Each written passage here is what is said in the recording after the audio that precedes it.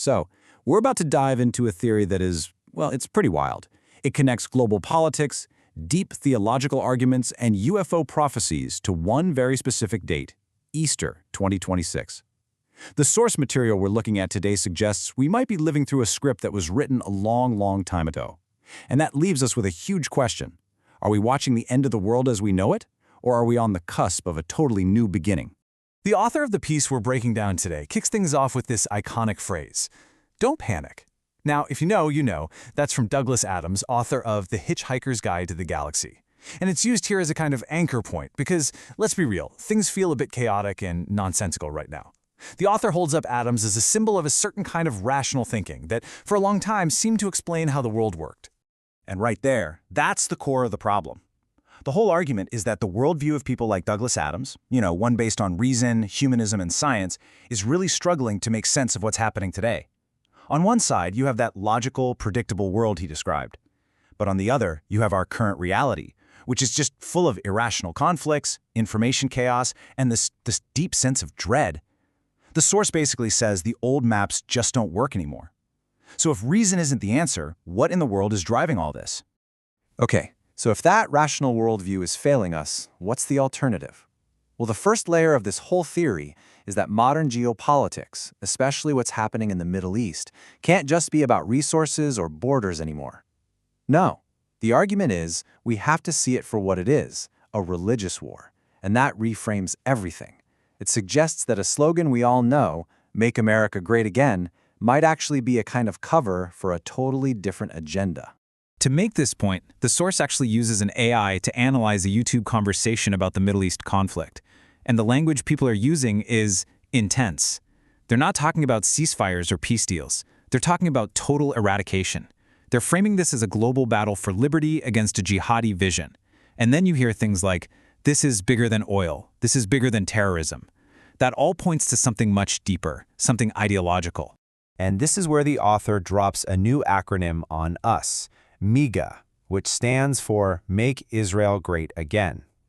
The argument here is that this relentless push for a long-term war isn't really about American interests. It's about securing a very specific nationalist vision for Israel, all framed in this language of liberty and dignity. And this religious framing isn't just happening on the world stage. The source points to this debate between Rich Lowry and Tucker Carlson as a perfect example. Lowry accuses Carlson of Marcionism. It's this ancient Christian heresy that says the God of the Old Testament is basically evil and not the same as the God of the New Testament. The implication is that Carlson is using this to push an anti-Israel agenda. But, and this is where it gets interesting, the author points out the massive irony. Lowry defends his own position by citing Martin Luther, a guy who became famously, notoriously anti-Semitic. It's a perfect snapshot of how a modern political fight is really a theological war in disguise. All right, so we've got geopolitics behaving like a religious war and cable news hosts arguing ancient heresies.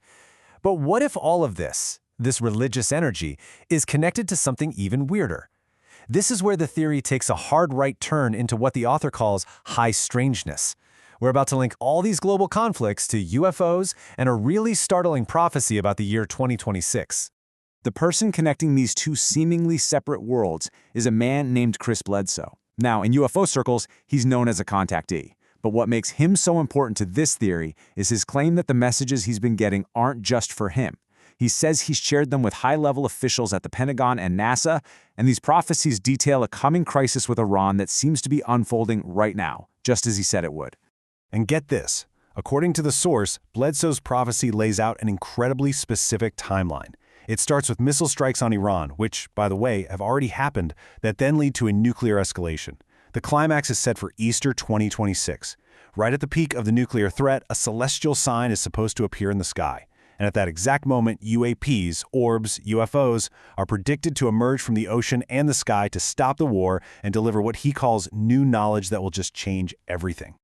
Now, if a UFO prophecy that seems to be coming true sounds completely unbelievable, the author adds another layer that makes this all even stranger. It turns out, this very specific, very detailed prophecy, it's not new. There's a historical parallel, a blueprint, you could say, that's almost 100 years old. The source connects Bledsoe's modern predictions all the way back to the esoteric writings of a woman named Alice Bailey. From the 1920s through the 1940s, Bailey claimed she was channeling a spiritual being named Dwal-Kul, who dictated to her a very detailed plan for the future of humanity. And this is the author's big point.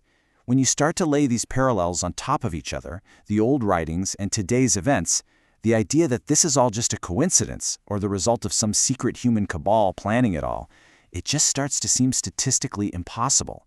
A purely materialistic logical explanation, the author says, simply cannot account for this. Okay, look at this. This is the aha moment. When you put these two prophecies side by side, frankly, it's stunning. Back in the 1940s, Bailey's channeled entity predicted a global crisis, followed by an intervention of spiritual masters in spacecraft. Now, flash forward to today, Bledsoe predicts a missile exchange will trigger an intervention by UAPs. Bailey's plans stress the importance of spiritual festivals, especially Easter, and Bledsoe's intervention. It's timed precisely to Easter 2026. For the source, this is the smoking gun, a script that appears to have been playing out for decades. So what on earth does all this mean? Where do we go from here? The source pulls all these threads together, the geopolitics, the prophecy, the esoteric history, into one big final theory. Are we just witnessing an incredibly complex psychological operation, or is it something else entirely? So at the end of the day, you're left with two completely different ways to look at this. The materialist view says this is all just about money, power, and resources. Any prophecy stuff is either a wild coincidence or a man-made psyop, maybe something like the rumored Project Bluebeam. But then there's the metaphysical view, and the source argues this one actually fits the evidence better. It suggests we are watching a pre-written, non-human script unfold driven by these deep archetypal forces. So, if we go with the premise that a script is unfolding with almost impossible precision, we are left with one final and deeply provocative question from the source. Is this entire grand drama just a setup to introduce some kind of technological false savior, a machine god, that arrives via a staged alien intervention? Or is this all pointing towards something genuinely real, something else entirely? That's the question we're all left with as we get closer and closer to Easter 2026.